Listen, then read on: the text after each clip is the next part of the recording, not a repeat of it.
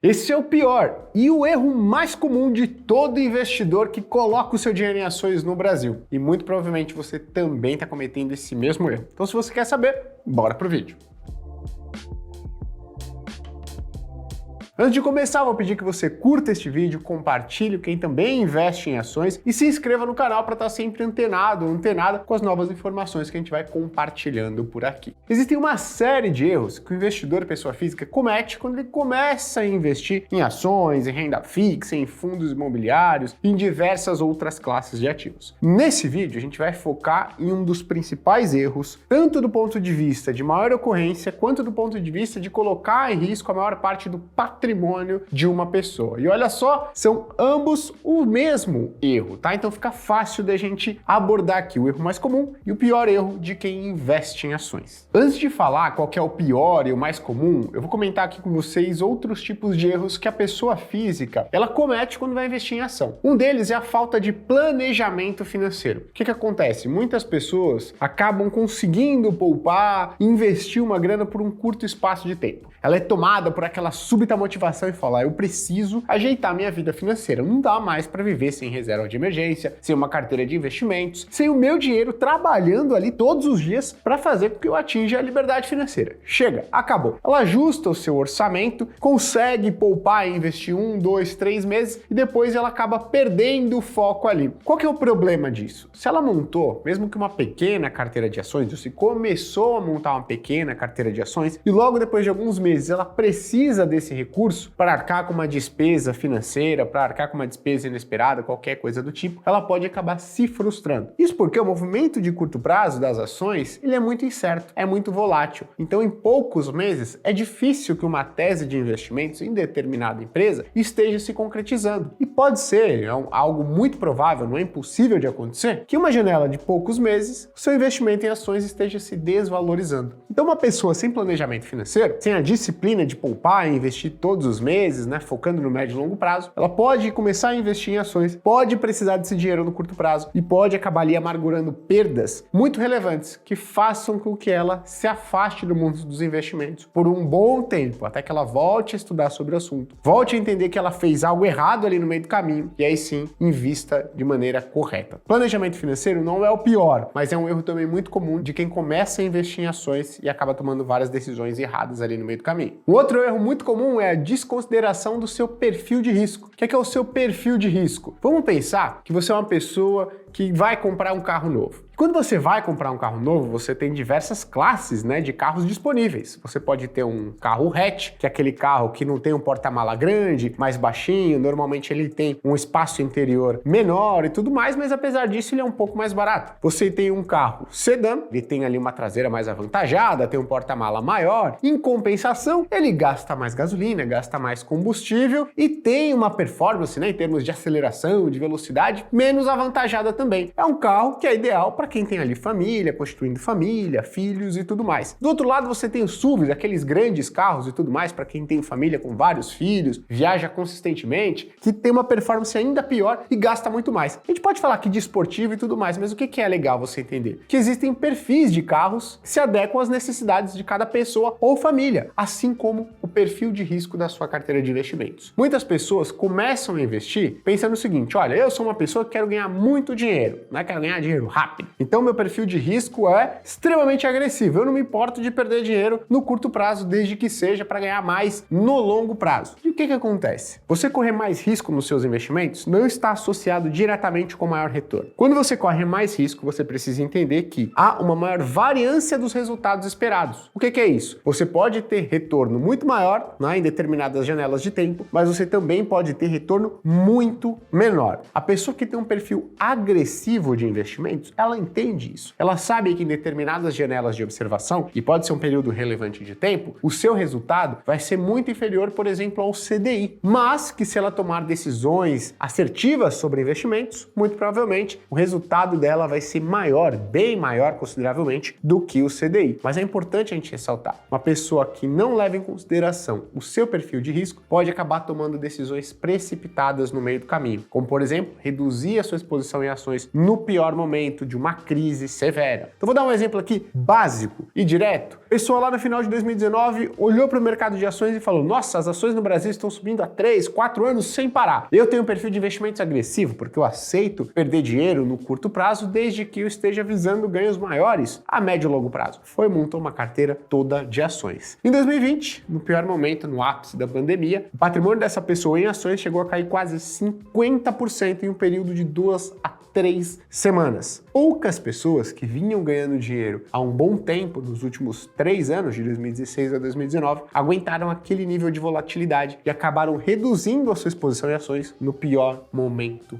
possível. Então, considerar o seu perfil de risco é muito importante na hora de você investir, principalmente em ações. Outro erro muito comum, e aqui não só de quem investe em ações, mas de quem investe em qualquer classe de ativo, é tomar decisões impulsivas, baseada em emoções. Eu estava lendo esses últimos tempos o livro O Mais Importante para o Investidor, do Howard Marks. Se você não sabe, Howard Marks é o fundador da Oaktree, uma gestora de investimentos americana que tem nada mais, nada menos do que 170 bilhões de dólares sob gestão. E já tem décadas e décadas de tempo de vida a Oaktree, né? Então, esse cara deve entender um pouco do que ele está falando. Detalhe interessante é que tem aula do Howard Marks na plataforma da Finclass. Mas Howard Marks, assim como vários outros grandes investidores, falaram o seguinte: o mercado ele funciona basicamente como um pêndulo. Na média, os investidores tem aqui o seu sentimento, a sua emoção equilibrada. Porém, esse pêndulo, ele nunca está parado. Por vezes, esse pêndulo está aqui no sentido de trazer um medo muito maior para os investidores. O que acontece? Quando a maior parte dos investidores e investidoras está com um nível de medo muito elevado, é aí que você encontra níveis de preço muito atrativos para quem? Para quem quer comprar, e muito negativo para quem quer vender. Porque quando todo mundo está com medo, falta o que Howard Marks chama de comprador marginal, alguém confiante de que o mercado, a economia, as ações vão subir. Na falta dessa pessoa otimista, com muito mais pessimistas, muito mais pessoas querendo se desfazer de seus ativos de risco, o que acontece com o preço? O preço cai. Então, nesses momentos em que as pessoas normalmente estão com medo, os preços caem. Isso daqui é ruim? Ruim para quem está vendendo ou para quem já tem uma carteira de ações muito grande montada, mas é bom para quem está fazendo investimentos, adquirindo ativos, né? Porque pega preço de ativos muito mais descontados. Só que, novamente, essa queda excessiva de preço faz com que várias outras pessoas que estão de fora do mercado olhem e falam: opa, nesse nível de preço as coisas estão ficando atrativas. E aí essas primeiras pessoas começam a enxergar aquele momento como uma oportunidade, até que a visão delas começa a se espalhar para a massa, até que todas as pessoas estejam o quê? Otimistas. E aí a gente entra no outro lado do pêndulo. Quando esse movimento vai ocorrendo, o pêndulo vem para cá, para um sentimento mais otimista de mercado. Quando a gente chega nesse ponto, o que aconteceu com o preço? O preço subiu de maneira relevante, tá certo? Se você se deixar tomar pelo seu emocional, muito provavelmente você vai tomar as piores decisões, porque quando todo mundo está com medo, quando todos os veículos de comunicação estão disseminando notícias de que agora talvez seja o fim do capitalismo, agora, poxa, a economia vai desandar, agora a inflação vai prejudicar muito mais, quando todo mundo está com medo, normalmente é o melhor momento de você adquirir ativos de risco, normalmente. E, por consequência, é o pior momento para você vender. Se você se deixar tomar pelas suas emoções, vai vender nos piores preços e vai comprar nos piores preços. O ideal é você identificar onde está esse pêndulo e talvez tentar adotar uma postura contrária, que a gente chama, né? Quando todo mundo está com medo, você identificar se de fato é isso que está ocorrendo e tomar uma atitude de comprar nesses momentos que são os momentos em que aparecem as melhores oportunidades. Do outro lado, vender quando os ativos estão a preços elevados. Warren Buffett também tem uma frase muito boa para esse pêndulo aqui, né? Ele fala o seguinte: olha, o ideal é que você compre ao som dos canhões, né? Então quando o medo está ali muito elevado, o preço dos ativos despenca, e você venda ao som do violino, quando está todo mundo tranquilo, escutando uma música clássica, apreciando o momento econômico, o momento de mercado, você está lá vendendo seus papéis, porque tem muita gente disposta a pagar preços mais elevados pelas suas ações, pelos seus outros investimentos de maior risco. Todos esses erros que a gente comentou aqui, eles não são o mais comum e também não são o pior para o investidor, para a investidora que investem sua grana em ações. Sabe qual que é o pior? A falta de diversificação. Esse é o erro mais comum da pessoa que investe em ações aqui no Brasil. Você vai falar o seguinte: Gui, isso é uma balela do caramba. Todo mundo que eu converso diversifica, pega seu dinheiro e espalha ali entre várias ações, né? Ou entre fundos de investimento e tudo mais. Isso aí que você está falando é mentira. Dá uma olhada no dado que eu peguei, e esse dado é da B3, hein? O que significa diversificação? Diversificação é quando você se expõe, você dilui o seu risco de concentração. O que é risco de concentração? Você pegar todo o seu dinheiro, ou o que a gente chama de todos os ovos, e colocar em uma só cesta, ou em uma só ação. Por que você está com risco muito concentrado? Você está fazendo uma aposta em uma única empresa. Se porventura essa empresa, essa ação não tiver um desempenho adequado, você coloca em risco todo o seu patrimônio e investimentos. Então é uma aposta, basicamente, de que tudo vai dar certo com essa empresa. E se tem uma coisa que eu tenho certeza em todos esses anos trabalhando com análise de investimentos, é que nunca devemos ter certeza de nada. No mercado acontecem muitas coisas inesperadas, tanto para os maiores e melhores economistas, quanto para os maiores e melhores gestores de fundos de investimento. Então, na diversificação, você vai pegar esse seu patrimônio e dividir em várias exposições, tá? Então, você vai colocar aqui em várias empresas e elas vão estar trabalhando para aumentar o seu patrimônio ao longo do tempo. Poxa, se uma, duas e até 3 empresas quebram, você vai sofrer um impacto? Vai, mas não de maneira tão relevante quanto se você tivesse exposição em uma única empresa que fosse à falência. E no final desse vídeo, eu vou falar aqui para você quantas ações você tem que ter na carteira, tá? Porque muita gente tá falando o seguinte: pô, Gui, mas se eu tiver várias ações na minha carteira de investimentos, pô, aí também fica mais difícil alcançar um patrimônio relevante, né? Ter valorizações relevantes do meu patrimônio. Será? É isso que eu vou te responder ainda. Mas por que eu tô falando que esse é o erro mais comum? Em 2016, segundo a B3, 80% dos investidores, pessoas físicas, tinham menos do que 5 ações na sua carteira de investimentos. Ou seja, elas estavam pouquíssimo diversificadas. Elas tinham a sua exposição muito concentrada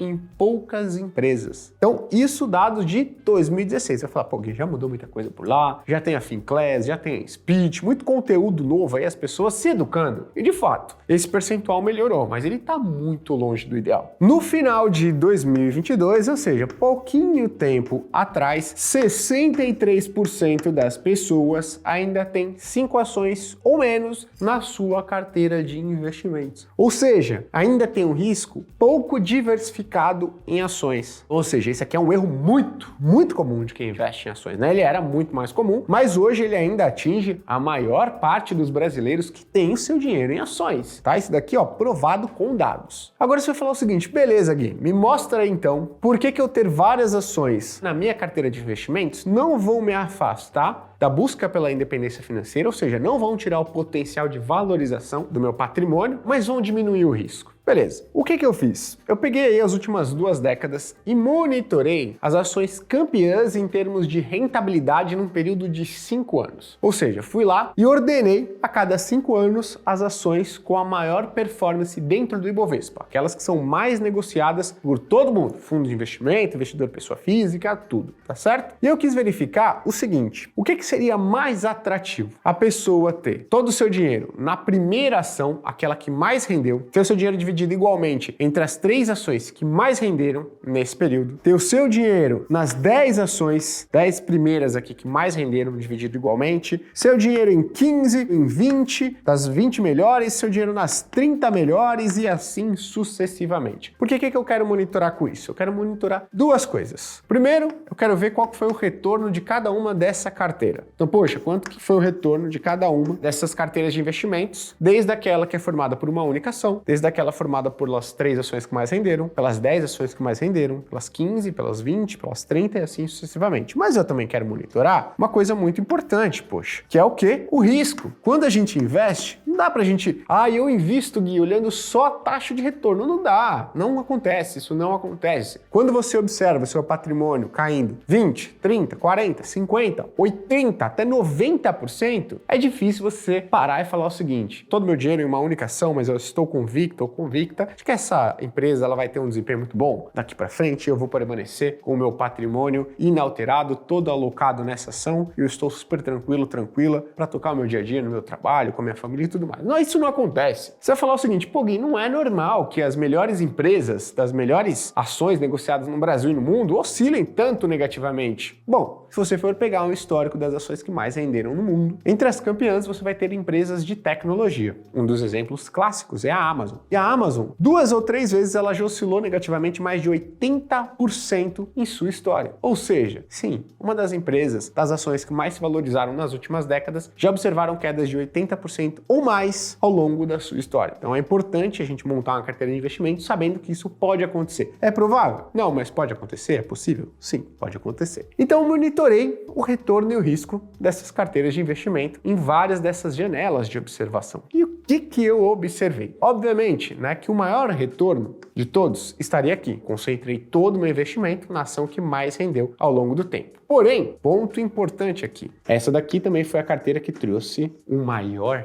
risco. E o maior risco, a gente sabe, estou comentando aqui com vocês, nem todo mundo está preparado para correr. Talvez você esteja se perguntando, Gui, mas como é que você mede o risco aqui? E o risco eu meço pela volatilidade. Então, por exemplo, a ação que mais rendeu, ela apresentou uma rentabilidade média em todos esses tempos aí, todas essas janelas, de mais ou menos 30% ao ano. Muito boa, uma rentabilidade muito boa, inegável. Porém, esse ativo, normalmente ele tem uma volatilidade que está perto ali, está entre 30% e 40% ao ano. Ô Gui, o que é volatilidade? Volatilidade é o seguinte, é a dispersão que o retorno de um investimento pode observar de maneira não rara ao longo do tempo. Por exemplo, estou falando que esse ativo apresentou uma rentabilidade média de 30% ao ano, com uma volatilidade de 30% a 40%. O que isso significa? Vamos supor então que a volatilidade dessa ação que a gente está analisando aqui é de 40%. Isso significa que ela pode apresentar de maneira muito comum um retorno da sua média aqui, menos 40%, que é o seu nível de volatilidade, que vai dar um retorno negativo de menos 10% em um ano, até um grau de volatilidade aqui também positivo, que pode dar um retorno aqui de mais 70% em um ano. Isso significa que mais ou menos 67% das observações anuais, das janelas anuais de retorno, o retorno dessa ação esteja entre menos 10 e mais 70. Poxa, Gui, pode estar em mais 70? Pode, assim como pode estar em menos 10. E aí você tem observações um pouco mais difíceis de acontecerem, mas que também são bem possíveis, que é o quê? Você puxar menos 40% e mais 40% positivamente. O que você vai ter? Uma possibilidade de observar retornos nessa ação que gira entre menos 50% e mais 110%. Vai falar, poxa Gui, tranquilão, eu ganho 110%, para perder 50%, tranquilo, vou investir nessa ação. Vou te fazer uma observação aqui super importante. Tem gente que acha que, pô, menos 50, 110, então é super fácil. Essa ação aqui vai sempre trazer resultado positivo. Mas olha só, se você coloca 100 mil reais aqui, e aí, poxa, no primeiro ano ela apresenta uma rentabilidade de menos 50, quanto que você fica? 50 mil. Para você voltar para os 100 mil reais, quanto que tem que render a sua ação no próximo ano? Não é 50%. É 100% para você voltar para os 100 mil. Aí você fala, pô Gui, mas tranquilo, caiu 50% e depois sobe 110, né? Não necessariamente. Ela pode cair 50% no outro ano apresentar rentabilidade negativa ainda. Então, por isso que eu tô falando, quando uma ação ela tem um risco elevado, uma volatilidade elevada, a sua visibilidade de possíveis retornos ela é muito ampla. Então, aqui a gente está falando de uma ação que pode apresentar um retorno de menos 50% a 110% se ela apresentar o seu comportamento normal ao longo da história. Então, é importante mencionar o que é volatilidade. Volatilidade, então, a chacoalhada que você vai observar no seu patrimônio. Mas vamos voltar aqui, então. Então, essa carteira formada por uma ação apresentou o maior retorno, porém também apresentou o maior risco. Quando a gente pega esse dinheiro e fala, não, muito risco, vamos ver o que aconteceria com 3 ações na carteira? Pega o meu dinheiro e divido nas 3 melhores ações. Você apresentaria um retorno quase igual ao retorno da única ação campeã, porém o seu risco ele se reduziria de maneira